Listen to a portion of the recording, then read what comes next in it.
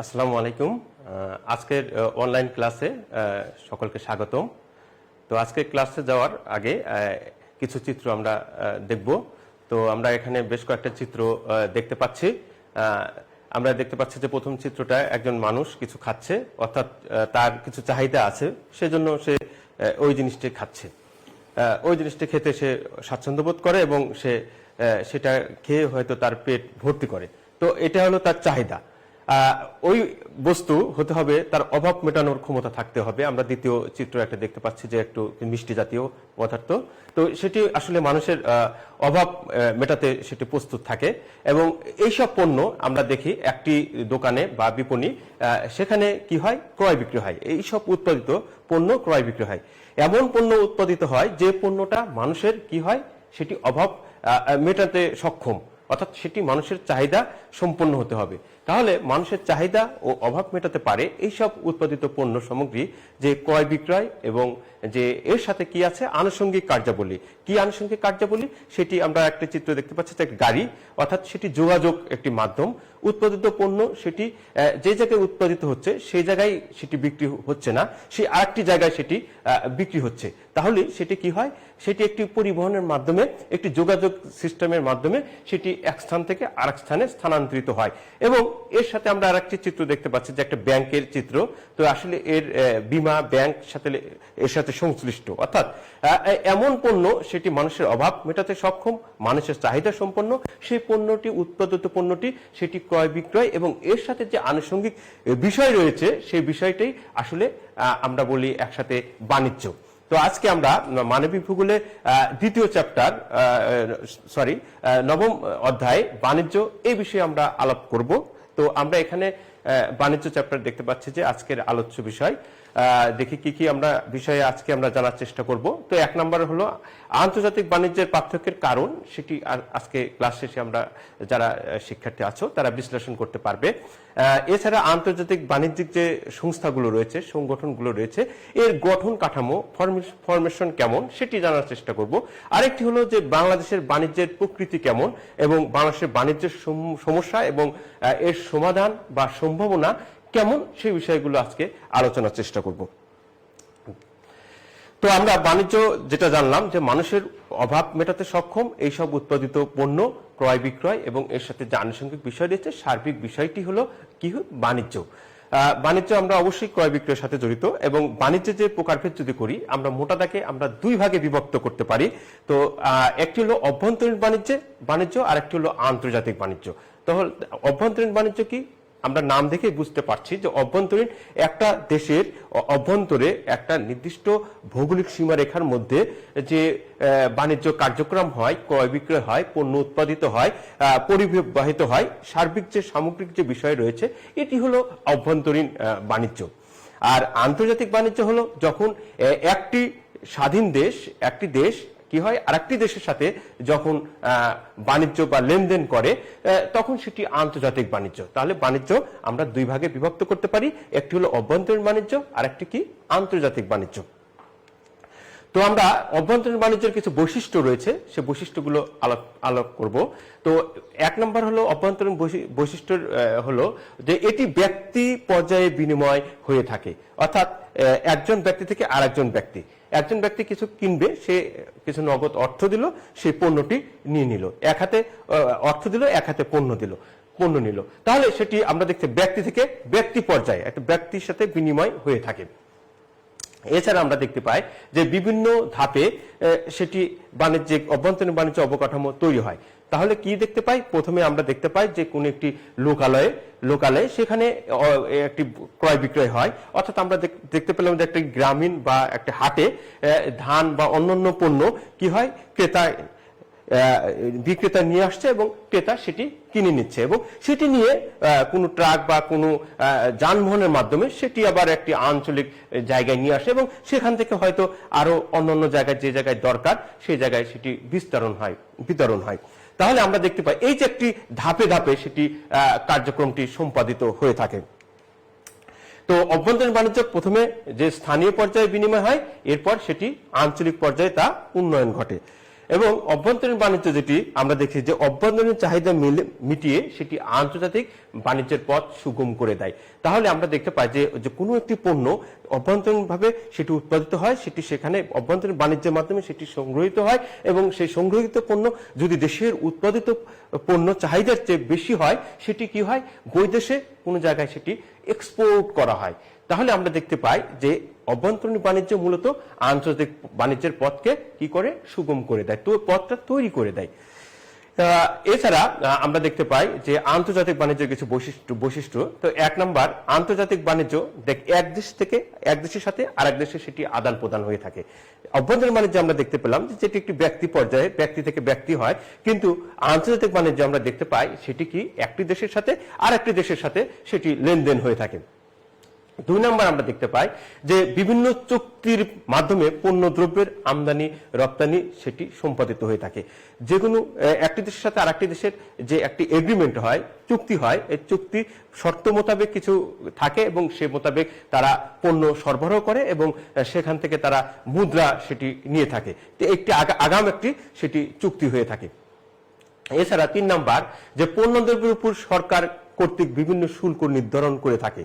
হ্যাঁ, এটি যে পণ্য আমি বাইরে থেকে নিয়ে আসলাম সেটি সরকার নির্ধারণ করা আছে, এই পণ্যের উপর এই শুল্ক আছে। আবার যদি সেটি বিক্রি করি সেটাও সরকার কর্তৃক সেটি নির্ধারণ করা আছে শুল্ক। তাহলে আন্তর্জাতিক বাণিজ্যে আমরা দেখতে পাই যে এটি সরকারের পুরো নিয়ন্ত্রণে থাকে এবং সরকার কর্তৃক নির্ধারিত যে শুল্ক ব্যবস্থা রয়েছে, যে শুল্ক নির্ধারণ রয়েছে, সেই নির্ধারণ অনুসারেই সে নির্ধারিত হয়ে থাকে আমরা দেখতে পাই। 4 নম্বর, দেশের স্বার্থ সংশ্লিষ্ট যে কোনো বিষয়ের উপর সরকার বাধা নিষেধ করতে পারে। যদি আমরা দেখতে পাই যে আমরা বাংলাদেশ বিদেশে যদি শুকরের মাংস সেটি যদি আমরা এক্সপোর্ট করতে চাই কেউ, তাহলে কিন্তু সে করতে পারবে না, কারণ সরকার সেটি সম্মতি দেবে না, বা যদি দেয় সেক্ষেত্রে হয়তো করতে পারবে, কিন্তু শুকরের মাংস এক্সপোর্ট করতে দিবে না, সেজন্য কিন্তু হবে না। যদি আমরা দেখতে হরিণের মাংস সেটি এক্সপোর্ট করতে চাই, কিন্তু সেটা কি করা যাবে? কিন্তু সেটি কিন্তু করা যাবে না, কারণ সেটি সরকার মহোদয় সেটি সম্মতি নেই বিধায় সেটি আরেক দেশে সেটি আমরা এক্সপোর্ট করতে পারবো না, অর্থাৎ সরকারের বাধা নিষেধ সেটি একটি বিষয় আছে। এছাড়া 5 নম্বর, আমরা দেখতে পাই যে প্রধানত কৃষি এবং শিল্পজাত দ্রব্যই আন্তর্জাতিক বাণিজ্যে আদান প্রদান হয়ে থাকে। তো এটি গেল মূলত আন্তর্জাতিক বাণিজ্যের বৈশিষ্ট্য। তো আমরা চিত্র দেখতে পাচ্ছি যে একদিকে যে বাংলাদেশের মুদ্রা, আর একদিকে দেখতে পাই যে ডলার আর অন্যান্য দেশের মুদ্রা। তাহলে আমরা যদি অভ্যন্তরীণ এবং আন্তর্জাতিক বাণিজ্য যদি পার্থক্য যদি আমরা করতে চাই, তাহলে আমরা প্রথমেই বলতে পারবো যে অভ্যন্তরীণ বাণিজ্য কি হয়, যে একই মুদ্রা, একটি নির্দিষ্ট মুদ্রাই অভ্যন্তরীণ বাণিজ্য সেটি সম্পাদিত হয়ে থাকে। যদি বাংলাদেশের অভ্যন্তরীণ মাধ্যমে সম্পাদিত হয়ে থাকে, যদি আমি ডলারের মাধ্যমে করতে চাই, কিন্তু ডলারের মাধ্যমে সেটি কিন্তু পারবো না, ইউরোর মাধ্যমে করতে চাই বা পাউন্ডে করতে চাই, কিন্তু এরকম কিন্তু সম্ভব না। সেটি করতে হবে কি, বাংলাদেশের যে নির্ধারিত আছে মুদ্রা, টাকার মাধ্যমে সেটি করতে হবে। আবার আন্তর্জাতিক বাণিজ্য যদি আমি সম্পাদিত করতে চাই, সেখানে যদি আমরা টাকা দিয়ে করতে চাই, তাহলে কিন্তু সেটি পারবো না। অর্থাৎ যে দেশের সাথে করতে চাই, একটি মুদ্রা আছে, নির্ধারিত মূল্য আছে যে ডলার, এই ডলারের মাধ্যমে একটি দেশের সাথে আর একটি সেটি দেশের বাণিজ্য করতে পারবে, এবং ইউরোপের দেশের সাথে ইউরোর মাধ্যমে সেটি করা যেতে পারে। তাহলে আন্তর্জাতিক বাণিজ্য আমরা দেখতে পাই যে একাধিক মুদ্রা সেটি মাধ্যমে সম্পাদিত হতে পারে, কিন্তু অভ্যন্তরীণ বাণিজ্যে একটি নির্দিষ্ট মুদ্রার মাধ্যমে সেটি সম্পাদিত হয়ে থাকে। আমরা আগেই বলেছি যে অভ্যন্তরীণ বাণিজ্য সেটি ব্যক্তি পর্যায়ে। আমরা দেখতে পাচ্ছি যে এক হাতে মোবাইল দিচ্ছে আর এক হাতে টাকা নিচ্ছে। তো এটি ব্যক্তি পর্যায়ে, একজন ব্যক্তি থেকে আরেকজন ব্যক্তির মাধ্যমে সেটি সম্পাদিত হয়ে থাকে। আর আন্তর্জাতিক বাণিজ্য দেখি যে একটি দেশের সাথে আরেকটি দেশের সাথে সেটি বাণিজ্য সম্পাদিত হয়ে থাকে। যেরকম আমরা বাংলাদেশ, ইন্ডিয়া, পাকিস্তান এরকম একটা চিত্র দেখতে পাচ্ছি। বাংলাদেশের সাথে ইন্ডিয়া যদি কোনো লেনদেন হয়, সেটি আন্তর্জাতিক বাণিজ্যের মধ্যেই সেটি পড়বে। আর শুল্ক ব্যবস্থা যদি কথা বলতে চাই আমরা, যে আন্তর্জাতিক বাণিজ্য আমরা দেখতে পাই যে সরকার যে নির্ধারিত শুল্ক ব্যবস্থা রয়েছে সেটির মাধ্যমে সেটি সম্পাদিত হয়ে থাকে। যে কাস্টমস হাউস, বিভিন্ন যে স্থলবন্দর আছে বা কি বলে সমুদ্র বন্দর আছে, সেখানে মাধ্যমে সে পণ্যগুলো এক্সপোর্ট ইম্পোর্ট হয়ে থাকে। কিন্তু অভ্যন্তরীণ বাণিজ্য আমরা দেখতে পাই যে কোন একটা হাটের বাজারে সেটা সরকার ইজারা দিয়ে থাকে, এবং ইজারা ওই ব্যক্তি কর্তৃক স্থানীয় প্রশাসন কর্তৃক নির্ধারিত যে শুল্ক আছে, নির্ধারণ করা আছে, সে শুল্ক সেটি সংগ্রহিত হয়ে থাকে। এবং এক হাটের সাথে আর এক হাটের বা এক বাজারের সাথে আরেক বাজারে বা এক অঞ্চলের সাথে আরেক অঞ্চলের কিন্তু সেটি শুল্ক ব্যবস্থা কিন্তু যে নির্ধারিত শুল্ক ব্যবস্থা এক হবে না। কিন্তু বাংলাদেশের সাথে যদি ভারতের কোনো পণ্য যদি আদান প্রদান করা যায়, সরকারের যে নির্ধারণ করা আছে এই নির্ধারণ যে শুল্ক মাধ্যমে সেটি সম্পাদিত হয়ে থাকে। তাহলে অভ্যন্তরীণ বাণিজ্য এবং আন্তর্জাতিক বাণিজ্যের কথা যদি আমরা বলি, যে দুটি আমরা অনায়াসেই পার্থক্য করতে পারবো। তো এখন আমরা আসবো যে আন্তর্জাতিক বাণিজ্যে গড়ে ওঠার কারণটা কি। তো আন্তর্জাতিক বাণিজ্যের গড়ে ওঠার কারণ যে দেখি যে আসলে আন্তর্জাতিক বাণিজ্য কেন গড়ে ওঠে। তো আমরা যদি আদিম সমাজের কথা আমরা বলি, যে মানুষ যখন সভ্যতা এত বিকশিত হয়নি, তখন তারা হয়তো গাছে থাকতো কিংবা কি বলে ওই পাহাড়ের গুহায় থাকতো। হ্যাঁ, তখন তারা খাদ্য সংগ্রহ করতো বা পশু পাখি শিকার করে তারা জীবিকা নির্বাহ করত। তো পর্যায়ক্রমে তারা যখন কৃষিতে অভ্যস্ত হতে শুরু করলো, তখন তারা বিভিন্ন পণ্য উৎপাদন করতে থাকলো এবং সব পণ্যই কিন্তু তাদের প্রয়োজন হয় না। আবার কিছু পণ্য আছে যে তারা সেটা উৎপাদন করতে পারছে না, তাহলে প্রতিবেশী অঞ্চলের সাথে তারা পণ্যের কি হয়, আদান প্রদান করে, বিনিময় করে, বা কোন একটি নির্ধারিত স্থানে বটবৃক্ষ বা কোন একটা বড় গাছ বা কোন একটা ঐতিহাসিক স্থানে বা ঐতিহাসিক একটি জায়গায় তারা মিলিত হয়ে তারা কি করত, পণ্য কি করত, লেনদেন করত বা হস্তান্তর করত। তো এটি পর্যায়ক্রমে সেটি মুদ্রার মাধ্যমে সেটি বিনিময় হতে থাকলো। এইভাবে আসলে বাণিজ্য গড়ে ওঠে। তো আমরা দেখতে পাই আন্তর্জাতিক বাণিজ্য যে একটি দেশের সব পণ্য উৎপাদন করতে পারে না তার চাহিদা মোতাবেক, বা সম্ভব না। কি জন্য সম্ভব না? সে ভৌগোলিক কারণে সম্ভব না, কিংবা জলবায়ুগত কারণে সম্ভব না, কিংবা আর্থিক বা টেকনিক্যাল সাপোর্টের জন্য সেটি সম্ভব না। তাহলে আমরা দেখতে পাই যে অন্য দেশ সেটি উৎপাদন করছে এবং অতিমাত্রায় সেটি উৎপাদন করছে, সেটি আমাদের দেশে উৎপাদন হচ্ছে না। তাহলে কি হয়, এই যে আমাদের দরকার এবং তাদের সেটি দরকার না, এই দুটি তাদের পণ্যটা আমরা কি করছি, একটি টাকার মাধ্যমে, অর্থের মাধ্যমে সেটি কিনে নিচ্ছে। এইভাবে আসলে মূলত আন্তর্জাতিক বাণিজ্য গড়ে ওঠে। তো আমরা স্পেসিফিক কারণগুলো আমরা জানার চেষ্টা করব। তো এক নম্বরে আমরা দেখি যে জনসংখ্যার ঘনত্বের তারতম্য। জনসংখ্যা ঘনত্ব যদি বেশি থাকে তাহলে সেখানে কিন্তু বাণিজ্য বেশি গড়ে ওঠার সম্ভাবনা থাকে, কারণ অধিক মানুষ, সেখানে অধিক মানুষের চাহিদা বেশি হবে। যদি আমরা কথা বলতে চাই, যে একটু উদাহরণের কথা এখানে নিয়ে আসতে পারি, যে আমাদের যে মোবাইলের ব্যবহার, তো অন্যান্য দেশের চেয়ে আমাদের যে প্রতি বর্গ যে যদি কিলোমিটারে যদি ধরি, তাহলে আমাদের দেশে ইউজারের সংখ্যা, মোবাইল ইউজারের সংখ্যা অনেক বেশি। হ্যাঁ, তাহলে যে মোবাইল কোম্পানির ব্যবসা, তাহলে অবশ্যই বাংলাদেশে বেশি হবে অস্ট্রেলিয়ার চাইতেও, কারণ অস্ট্রেলিয়ার জনসংখ্যার ঘনত্ব অনেক কম। হ্যাঁ, তাহলে এখানে কিন্তু আমরা দেখতে পাই যে টাওয়ার তৈরি করতে হয় এবং নির্ধারিত একটি টাওয়ার তৈরি হয়ে গেলে কিন্তু ওদের কার্যক্রম শেষ। তারপরে তাদের যে বিনিয়োগ করা হয়েছে এবং সেখান থেকে তাদের কি লাভ্যাংশ চলে আসবে, অর্থ চলে আসবে, যে লগ্নিটা করে তারা অর্থ। তাহলে জনসংখ্যা বেশি হলে সেখানে কি হয়, যে বেশি বেশি চাহিদা তাদের থাকে এবং সেখানে পণ্য বেশি উৎপাদন করার প্রয়োজন হয়, কিংবা তাদের বেশি পণ্যের চাহিদার কারণে অন্য স্থান থেকে তারা কি করতে পারে, পণ্যটা আনতে পারে। এই কারণে বাণিজ্য সংগঠিত হতে থাকে। আবার অনেক জায়গায় জনসংখ্যার ঘনত্ব খুবই কম, সেই জায়গায় কি হয়, পণ্য উৎপাদিত হয়, বেশি পণ্য উৎপাদিত হয়। তাহলে বেশি পণ্যটা কি করবে, তারা অন্য দেশে সেটি কি করবে, সেটি এক্সপোর্ট করবে। যদি অস্ট্রেলিয়ার কথা বলি, অস্ট্রেলিয়ায় অনেক ফল কিংবা গম বা খাদ্যশস্য উৎপাদিত হয়, কিন্তু তাদের চাহিদা এত প্রয়োজন পড়ে না। তার কারণে অস্ট্রেলিয়া বিভিন্ন দেশে সে পণ্যটা কি করে, সরবরাহ করে, রপ্তানি করে থাকে, আর আমাদের মতো দেশ সেটি আমদানি করে থাকে।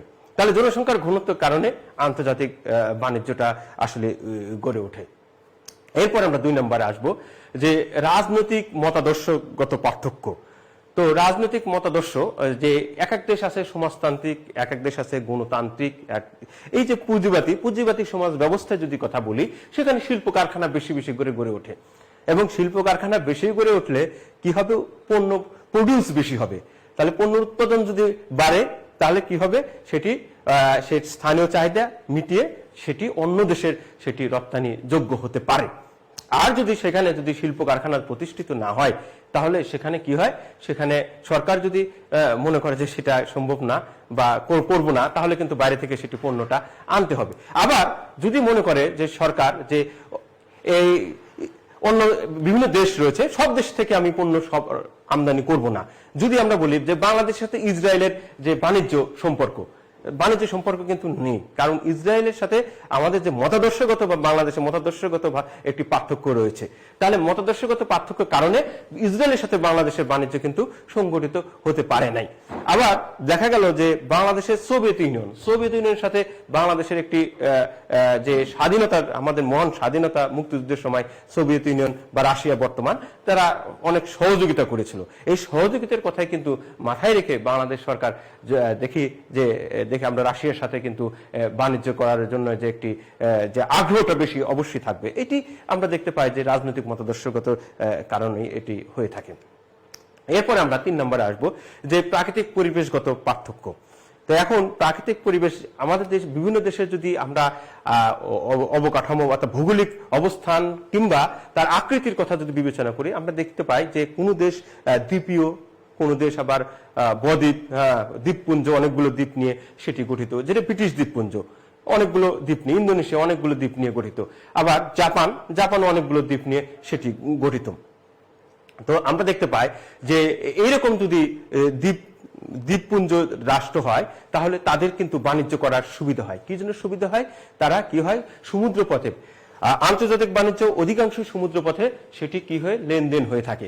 তাহলে আমরা দেখতে পাই যে প্রাকৃতিক যে পরিবেশ অর্থাৎ দ্বীপ বেশি থাকার কারণে সেখানে সমুদ্র বন্দর গড়ে ওঠে এবং তারা অনায়াসেই পণ্য সরবরাহ করতে পারে।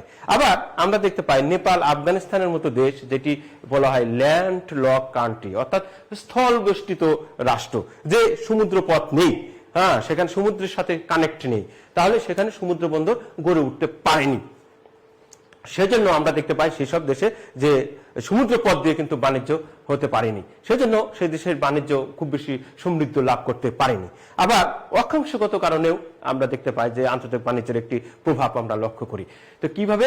যে আমরা দেখতে পাই যে যদি বৃষ্টিবহুল ক্রান্তীয় অঞ্চলে আমরা অধিক বৃষ্টির কারণে সেখানে যে বৃক্ষগুলো আমরা দেখতে পাই, মেহগনি, আবলুস, রেডউড, এই জাতীয় কিছু কাঠ রয়েছে, শক্ত কাঠ, শাল, এইসব গর্জন, এইসব কাঠ আমরা সেখানে জন্মানো দেখি।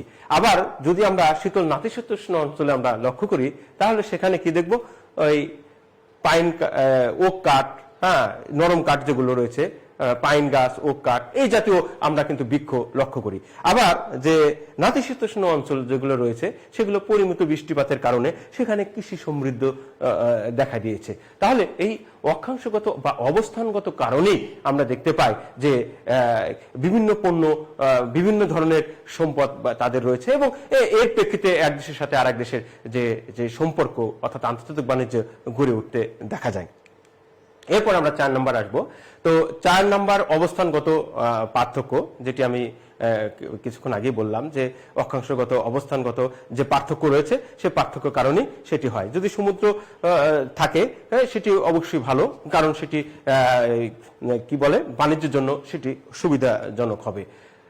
এরপর আমরা আসি 5 নম্বর, প্রাকৃতিক সম্পদগত পার্থক্য।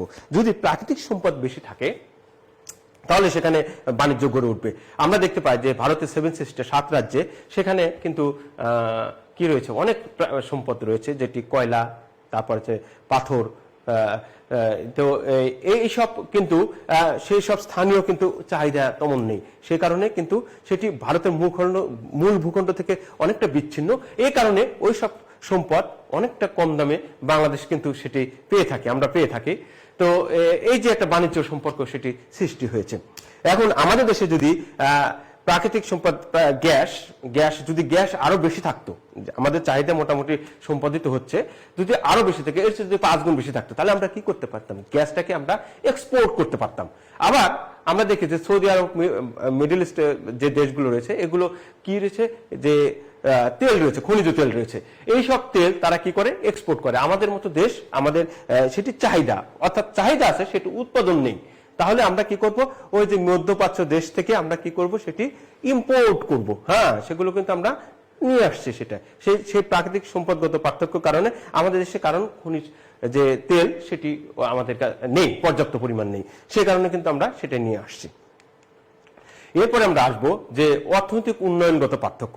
এখন আমাদের দেশের যে ইপিজেড আরো আমাদের 5-6টা বিজেট রয়েছে, আরো যদি এটা 15টা 20টা যদি করতে পারতাম, হ্যাঁ, তাহলে আমাদের কি হতো, বৈদেশিক বিনিয়োগ আরো বাড়তো, আমাদের যে উৎপাদন সেটি বাড়তো, আর উৎপাদন বেশি হলে আমরা সেটি কিন্তু বহির্বিশ্বে সেটি কিন্তু করতে পারতাম, রপ্তানি করতে পারতাম।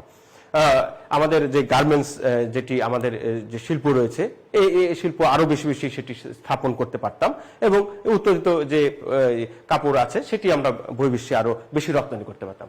তাহলে আমাদের যে এই যে যদি ইপিজেড বা রাস্তাঘাট আরো বেশি সমৃদ্ধ হতো, তাহলে কিন্তু আমাদের কি হতো, বাণিজ্যটা আরো বেশি সমৃদ্ধ হতে পারত। তাহলে উন্নয়ন যে এই রাস্তাঘাট, তারপরে স্থাপনা, তারপরে যে আরো সুযোগ সুবিধা রয়েছে অবকাঠামোগত, সেই অবকাঠামোগত যদি উন্নয়ন হয়, তাহলে সেই দেশে যদি যে বিনিয়োগ বেশি হয় বা বেসরকারি বা সরকারি ভাবে, তাহলে সেখানে কিন্তু কি হয়, বাণিজ্য অধিক পরিমাণ গড়ে উঠতে দেখা যায়। এরপরে আমরা আসবো 7 নম্বরে, পরিবহন ব্যবস্থা। পরিবহন ব্যবস্থা পার্থক্য আমরা যদি দেখি, এখন আমাদের দেশে যে 4 লেন চালু হয়েছে, হ্যাঁ, 4 লেন হয়েছে, এই যে যোগাযোগ ব্যবস্থা উন্নয়ন হচ্ছে, হ্যাঁ, তাহলে যদি এটি যদি 4 লেন 8 লেন যদি করা যেত, তাহলে যোগাযোগ ব্যবস্থা আরো বেশি উন্নয়ন হতো। তো আমরা যদি দেখি মালয়েশিয়া বা আরো উন্নয়নশীল যে দেশ রয়েছে, খুব বেশি উন্নয়ন হচ্ছে যেসব দেশে, সেসব দেশে রাস্তাঘাট কিন্তু অনেক বেশি, সেখানে 8 লেন বা 10 লেন আরো বেশি রয়েছে, এবং খুব যে যোগাযোগ সহজে যোগাযোগ করা যায়, এবং জ্যাম বা এই যে প্রতিবন্ধকতা, এই প্রতিবন্ধকতাগুলো খুবই কম। তাহলে এই পরিবহন ব্যবস্থা যে নেটওয়ার্ক সিস্টেম আরো সুন্দর হবে, তাহলে সেখানে বাণিজ্যটা বেশি পরিমাণ গড়ে উঠবে। আমরা আর একটি গুরুত্বপূর্ণ একটি বিষয় 8 নম্বর, যে মূলধন বিনিয়োগজনিত পার্থক্য। যদি মূলধন বিনিয়োগ হয়, মূলধন যদি বেশি বিনিয়োগ হয়, সেখানে পণ্য উৎপাদন বেশি হবে, যেখানে মূলধন বিনিয়োগ কম হবে, সেখানে কিন্তু পণ্য উৎপাদিত কম হবে। তাহলে আমাদের দেশে কৃষি ব্যবস্থা দেখি, এবং উন্নত দেশে যদি আমরা দেখি, যে যুক্তরাষ্ট্র বা ইউরোপের দেশগুলোর যে কৃষি ব্যবস্থা দেখে কিন্তু অনেক পার্থক্য। তারা কৃষিতে প্রযুক্তির যে ব্যবহার, আধুনিক প্রযুক্তির ব্যবহার, এটি কিন্তু অনেক সহজ করে ফেলছে কৃষি ব্যবস্থাকে। আমরা আগে দেখেছি যে কৃষি ব্যবস্থায় যে গরু দিয়ে আমাদের যে লাঙ্গল দিয়ে চাষাবাদ করা হতো, তো এখন যদি আমরা গরুকে বলি যে তোমার পূর্বপুরুষ যে লাঙ্গল দিয়ে আমাদের চাষাবাদ করা হয়েছে, কৃষিকাজ করা হয়েছে, গরু কিন্তু লজ্জা পাবে। কেন আমাদের এই চিত্র কিন্তু এখন নেই, কিন্তু আগে সেই রুগ্ন গরু, হ্যাঁ, সেই নিয়ে যাচ্ছে যে হাল বোয়াচ্ছে, সেটি কিন্তু আমাদের দেশে এখন নেই। এখন সেটি কি হয়েছে, যান্ত্রিক ব্যবস্থায় রূপান্তরিত হচ্ছে, ট্রাক্টর, পাওয়ার টিলার, এই যে ব্যবস্থা। এটি যত বেশি উন্নয়ন হবে, তাহলে কি হবে, উৎপাদন ব্যবস্থা উৎপাদন বেশি হবে, আর যখন উৎপাদন বেশি হবে, তখন সেটি বহির্বিশ্বের যে বাণিজ্যটা সেটি বৃদ্ধি পাবে। এছাড়া আমরা দেখতে পাই যে জাতীয় চরিত্র এবং মূল্যবোধজনিত পার্থক্য।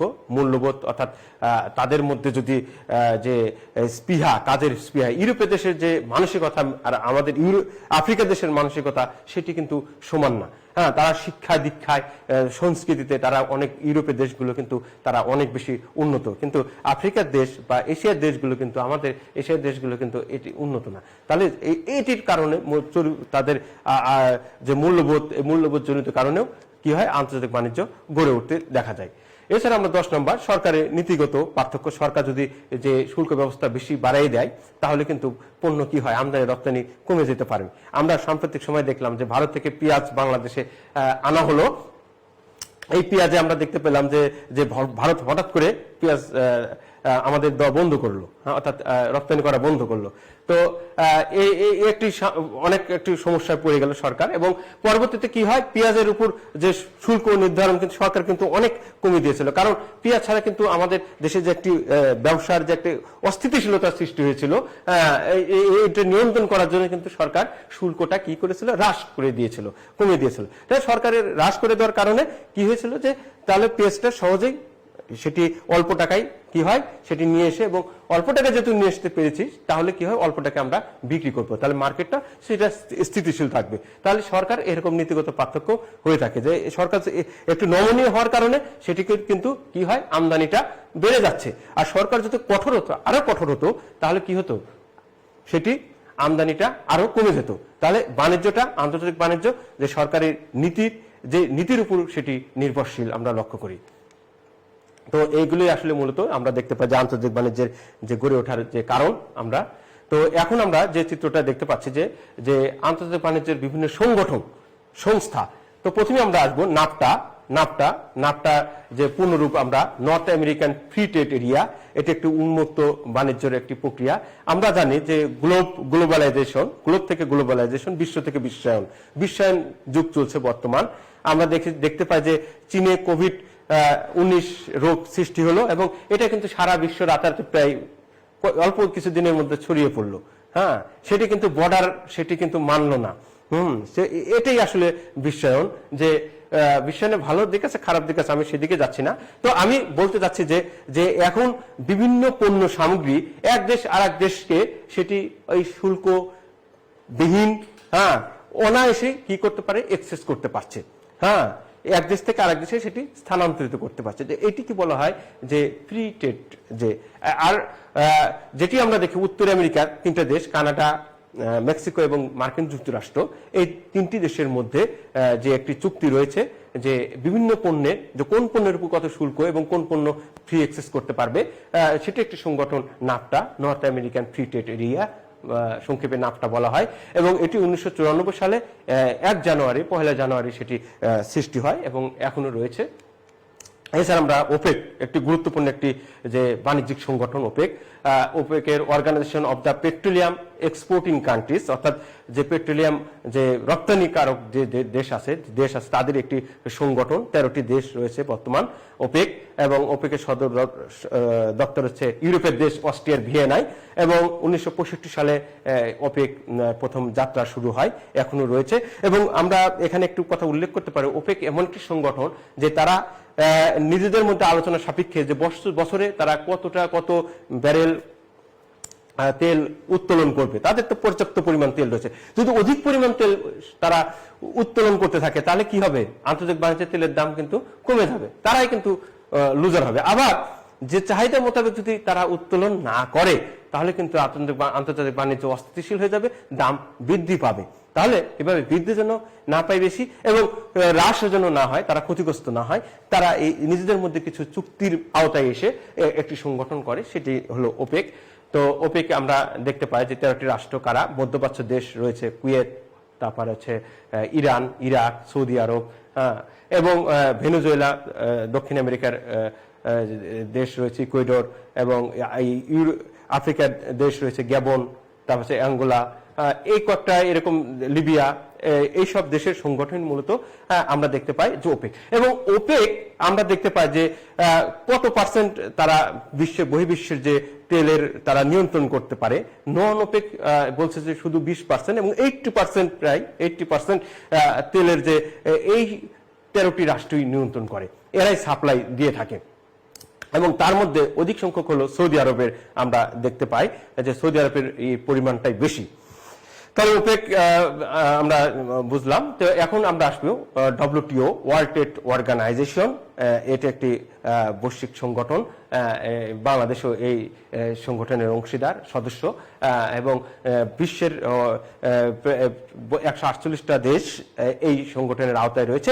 এবং তারা বাণিজ্যের যে কিছু চুক্তি রয়েছে বা বাণিজ্যের কিছু শর্ত রয়েছে, শর্তের মধ্যেই তারা এই বাণিজ্যগুলো সম্পাদিত করে থাকে। এবং WTO-র অনেক বিষয় রয়েছে যে তারা এই সব দেশেও তারা সহজ শর্তে বা ঋণ দিয়ে থাকে, কিন্তু সহজ শর্ত আসলে কিন্তু সহজ নয়, কারণ তারা বলে যে এটি কৃষিতে আমরা ভর্তুকি দিতে পারবো না, এই দিতে পারবো না, সেই দিতে পারবো না, এরকম অনেক শর্ত করা থাকে। তো আমরা কৃষি প্রধান দেশ, কৃষিতে যদি ভর্তুকি না দিতে পারি, সারে যদি ভর্তুকি না দিতে পারি, যন্ত্রের উপর কৃষি যন্ত্রের ভর্তুকি না দিতে পারি, তাহলে কিন্তু আমাদের কৃষি উৎপাদন ব্যবস্থা কিন্তু কমে যাবে। তাহলে আমরা কি করতে পারবো, কৃষি উৎপাদন ব্যবস্থা কমে গেলে আমরা খাবো কি, আমাদের চাহিদা রয়েছে, তাহলে বহির্বিশ্ব থেকে আমাদের নির্ভরশীল বেড়ে যাবে। তাহলে WTO, ওয়ার্ল্ড ট্রেড অর্গানাইজেশন, এটি মূলত গ্যাটের আগে প্রথমে গ্যাট ছিল, general agreement trade and tariffs, এটা পূর্ণরূপ 1948 সালে এটি সৃষ্টি হয়। এবং 1995 সালে গ্যাট কি হয়, নামটা পরিবর্তন হয়ে WTO রূপান্তরিত হয়, ওয়ার্ল্ড ট্রেড অর্গানাইজেশন। এখন 148টি সদস্য এর আওতাভুক্ত রয়েছে। আসিয়ান দক্ষিণ পূর্ব এশিয়া দেশগুলোর একটি সংগঠন, শক্তিশালী সংগঠন এখন, যে এটি সদর দপ্তর জাকার্তায় রয়েছে এবং 1967 সালে এটি সৃষ্টি হয়েছে। অদ্যাবধি এটি রয়েছে। 10টি দেশের একটি সংগঠন। আমি আগেই বলেছি দক্ষিণ পূর্ব এশিয়ার দেশগুলোর একটি সংগঠন। তো দক্ষিণ এশিয়ার দেশ যেরকম Indonesia, Malaysia, Thailand, Myanmar, Vietnam, তারপরে হচ্ছে কম্বোডিয়া, ব্রুনাই, এইসব দেশের একটি সংগঠন এবং তাদের মধ্যে যে পণ্য এক দেশ থেকে আরেক দেশের পণ্য সরবরাহ করতে গেলে তারা যে ফ্রি অ্যাক্সেস অর্থাৎ শুল্কবিহীন সেটি পেয়ে থাকে। এরপর আমরা আসবো ইউরোপ ইউনিয়ন, একটি শক্তিশালী অর্থনৈতিক সংগঠন। এটি 1995 সালে 1 জানুয়ারিতে সৃষ্টি হয় এবং এটি ব্রাসেলস, বেলজিয়াম রাজধানী ব্রাসেলসে সেটি আছে এবং বর্তমান 28টি রাষ্ট্রের একটি সংগঠন এবং ইউরোপিয়ানের যে মুদ্রা রয়েছে ইউরো, এবং এটি একটি শক্তিশালী মুদ্রা এবং মার্কিন যুক্তরাষ্ট্রের যে মুদ্রা রয়েছে ইউএস ডলার, এবং এই ডলারের একটি প্রবল প্রতিদ্বন্দ্বী হিসেবে ভাবা হচ্ছে যে ইউরোর একটি, আসলে মূলত ইউরোপের দেশগুলো সংগঠন এবং ব্রিটেন ইউরোপিয়ান ইউনিয়ন থেকে বেরিয়ে যাওয়ার একটি প্রক্রিয়া রয়েছে, যেটি ওই যে একটি চিত্র রয়েছে ব্রেক্সিট, ব্রিটেন এক্সিট করতে চাচ্ছে, বেরিয়ে যেতে চাচ্ছে। আচ্ছা, সে বিষয়ে আমরা অন্যদিন আমরা আলাপ করব। তো আমরা ইউরোপ ইউনিয়ন, তাদের মধ্যে দেশগুলো ভিসাবিহীন এক দেশ থেকে আরেক দেশে সেটি অ্যাক্সেস করতে পারবে। এরপর আমরা আসবো সাপটা, আমাদের এই অঞ্চলের সংগঠন, দক্ষিণ এশিয়ার একটি সংগঠন সাপটা, south Asian free trade area. এটি মূলত যে সৃষ্টি হয়েছে যে বিভিন্ন এই সার্কভুক্ত দেশগুলোর মধ্যে যে পণ্য যে শুল্কবিহীন, সেটি কিছু কোঠা রয়েছে, এতগুলো পণ্য এই দেশে সেটি সরবরাহ করতে গেলে 2% বা 5% শুল্ক করতে হবে এবং সময়ের প্রেক্ষিতে সেটি হ্রাস করে করে একসময় শূন্য পর্যায়ে নিয়ে আসার একটি যে প্রক্রিয়া, সেটি সাপটা, south Asian free trade area. এরপর আমরা আসবো G8, এটি একটি সংগঠন, শক্তিশালী সংগঠন বিশ্বের এবং শক্তিশালী যে 8টি রাষ্ট্রের একটি সংগঠন G8, গ্রুপ অফ 8, 1975 সালে সৃষ্টি হয়। শিল্পোন্নত দেশ Canada, France, Germany, Italy, Japan, Russia, United kingdom অর্থাৎ যুক্তরাজ্য এবং ইউনাইটেড স্টেটস যুক্তরাষ্ট্র, এই 8টি দেশের সংগঠন হচ্ছে G8। এরপরে আমরা আসবো যে বিশ্বের যে সর্বোচ্চ রপ্তানিকারক দেশ রয়েছে এবং কি কি পণ্য তারা সেটাই রপ্তানি করে থাকে। তো আমরা 1 নম্বর বর্তমান সময়ে যে বাণিজ্যের ক্ষেত্রে চীন অবশ্যই আগে গিয়েছে, এটা স্বীকার করতেই হবে আমাদের। তো 1 নম্বর চীনকে আগে রাখতে হবে, কারণ চীন যেসব পণ্য আমরা দেখি সেটাই রপ্তানি করে থাকে, ইলেকট্রিক পণ্য, জুতা, কাপড়, খেলনা, খাদ্যদ্রব্য, বিভিন্ন ধরনের খাদ্যদ্রব্য তারা করে থাকে। আমাদের দেশে বা আমাদের মতো দেশে যে চীনের পণ্য ছাড়া কিন্তু আমরা কিন্তু চলতেই পারি না, এইরকম নির্ভরশীলতা এসে গেছে। প্রত্যেকটা মাথা থেকে পা পর্যন্ত আমরা দেখতে পাই যে সব দরকার প্রয়োজন, মানুষের নিত্য প্রয়োজন চীনের, অধিকাংশ চীনের তৈরি। 2 নম্বরে আমরা আসবো যুক্তরাষ্ট্র যে কম্পিউটার সামগ্রী, মেশিনারিজ, পরিবহনের যানপত্র, এটা বিভিন্ন যন্ত্রপাতিও সারা এটা এক্সপোর্ট করে থাকে। জার্মানি বলবো মোটর গাড়ি, যন্ত্রপাতি, ওষুধপত্র, রাসায়নিক পদার্থ। জাপান মোটর গাড়ি, প্লাস্টিক সামগ্রী, যন্ত্রপাতি, ইলেকট্রিক পণ্য। ফ্রান্স পরিবহনের যন্ত্রপাতি, প্লাস্টিক সামগ্রী, মেশিনারিজ। দক্ষিণ কোরিয়া জাহাজ, মেশিনারিজ। দক্ষিণ কোরিয়া একটি এশিয়ার দেশ। লৌহ ইস্পাত, মোবাইল। নেদারল্যান্ডস কম্পিউটার, ওষুধ, শিল্প, যন্ত্রপাতি। ইটালি, রাশিয়া রয়েছে, যুক্তরাজ্য রয়েছে। এইসব দেশ অর্থাৎ চীন, যুক্তরাষ্ট্র, জার্মানি, জাপান, ফ্রান্স, দক্ষিণ কোরিয়া, নেদারল্যান্ডস, ইটালি, রাশিয়া, যুক্তরাজ্য, জাপান, এইসব দেশই আসলে সবচেয়ে বেশি রপ্তানি করে থাকে এবং কি কি পণ্য রপ্তানি করে থাকে তার একটি আমরা তালিকাও দেখতে পেলাম। তো আমরা যুক্তরাষ্ট্র কি কি রপ্তানি করে আমরা দেখতে পাই যে খাদ্য শস্য, চাউল, তারা চাউল রপ্তানিতে 5ম এবং গম রপ্তানিতে পৃথিবীতে 1ম, তুলা রপ্তানিতে 2য়, তামাক 4র্থ, খনিজ তেলে তারা 1ম, লৌহ যে খনিজ লৌহ আছে 9ম এবং কয়লা রপ্তানিতে তারা 2য়। এবং যুক্তরাষ্ট্র একটা ব্যালেন্স রাষ্ট্র, আমরা দেখতে পাই যে খাদ্যশস্য এবং শিল্পজাত পণ্য সব ধরনের তারা কি করে থাকে, রপ্তানি করে থাকে, অর্থাৎ তারা একটি স্বয়ংসম্পূর্ণ রাষ্ট্র হিসেবে বলতে পারি আমরা এখানে। চীন তারা চিনি রপ্তানিতে তারা 3য়, তামাক রপ্তানিতেও 3য়, লৌহ ইস্পাত রপ্তানিতে তারা 1ম, কয়লা উৎপাদনে 1ম, চা তারা রপ্তানিতে 1ম, গম 1ম এবং আখ তারা 3য়। তো ভারত আন্তর্জাতিক বাজারে ভারতে যে চাউল 2য়তে তারা রপ্তানিতে রয়েছে, চিনি রপ্তানিতে 5ম, চা রপ্তানিতে 4র্থ, পাট দ্বিতীয় এবং তামাক রপ্তানিতে দ্বিতীয় ভারত। তো এবার আমরা আসবো বাংলাদেশের বাণিজ্যের প্রকৃতিটা কেমন।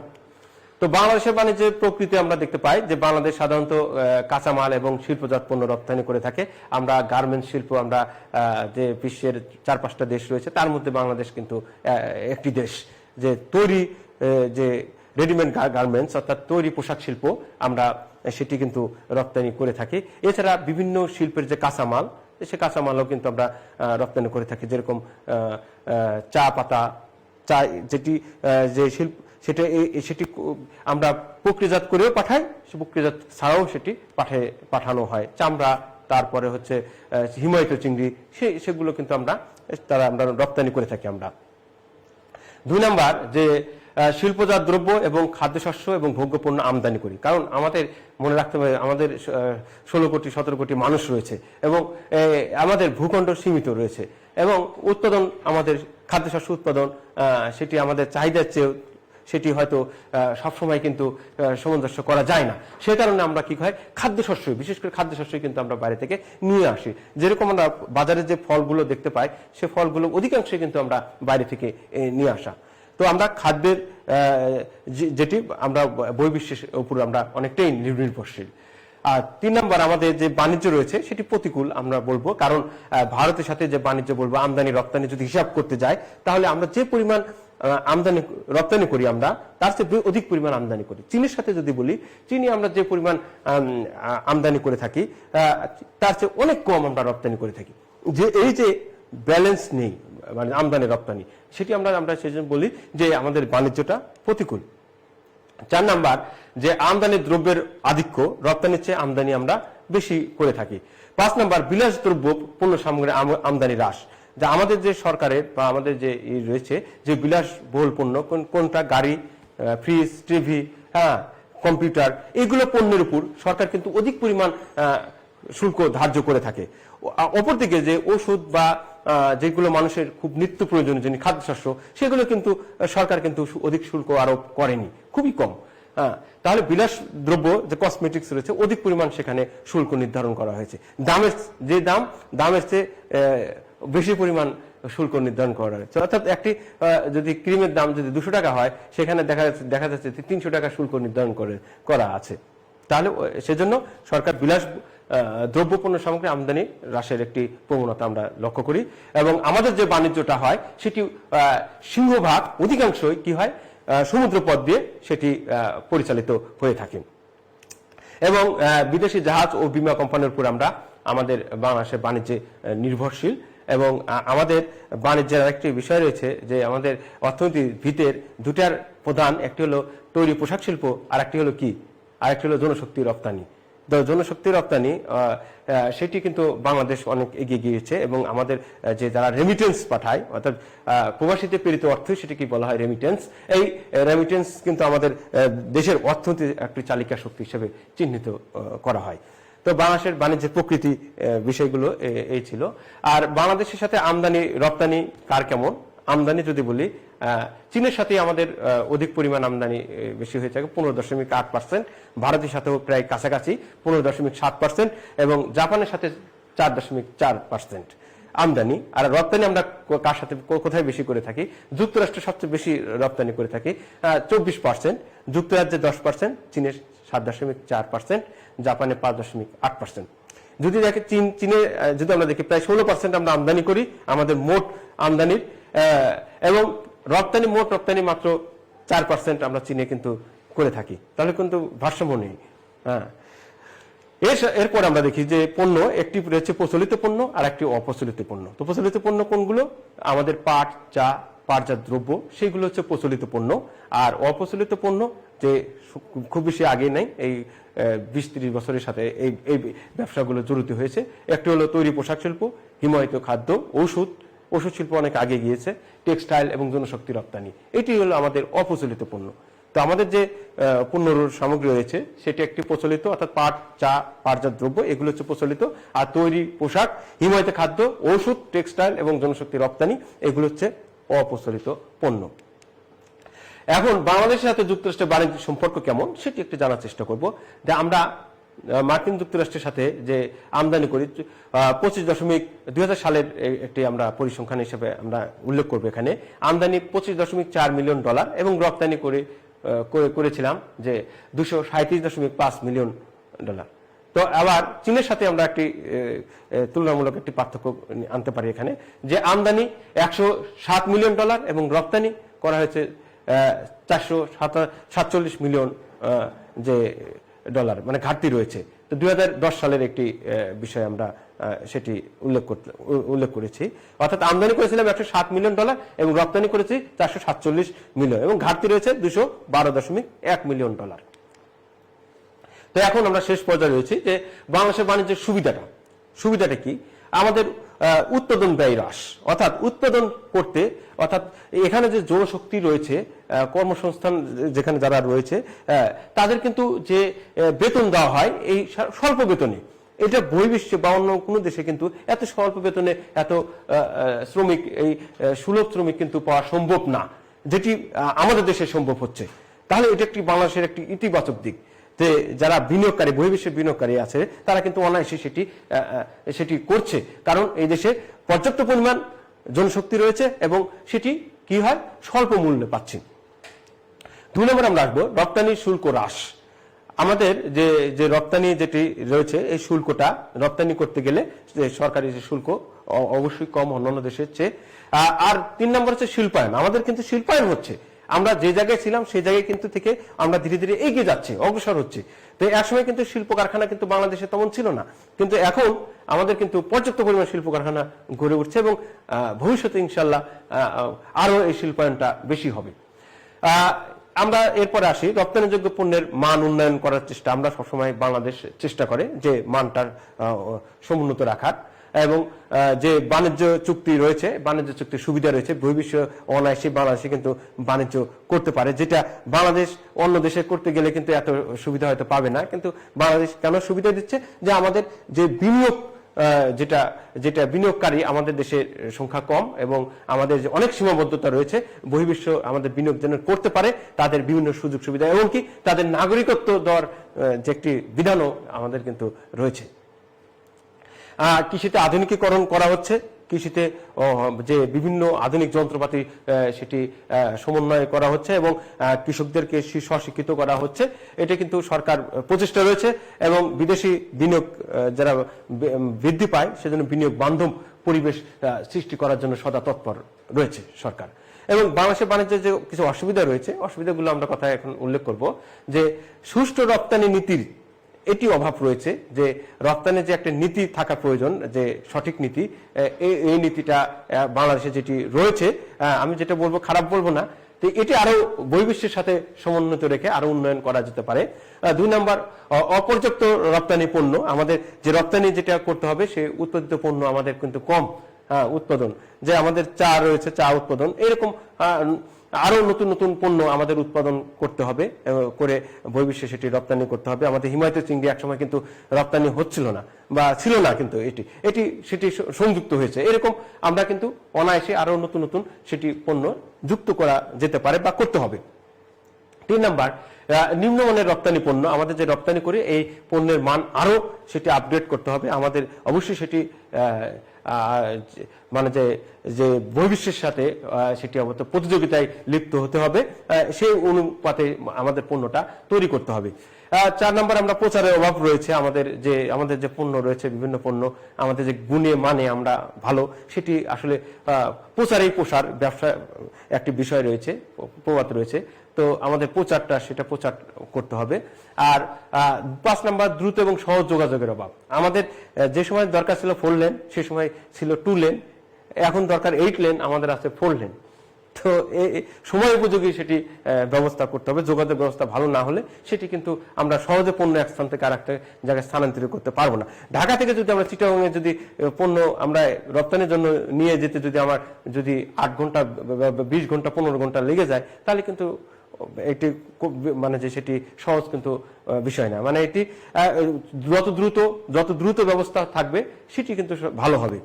আর 6 নম্বর মূল্য স্থিতিশীলতার অভাব রয়েছে, যে মূল্য, এই পেঁয়াজের দাম, এই আলুর দাম, আমাদের যে মধ্যগত বিষয়, আমাদের যে সহজে কিন্তু দাম বাড়িয়ে দিই, সেটি কিন্তু আমাদের রয়েছে, এই স্থিতিশীলতার অভাব রয়েছে।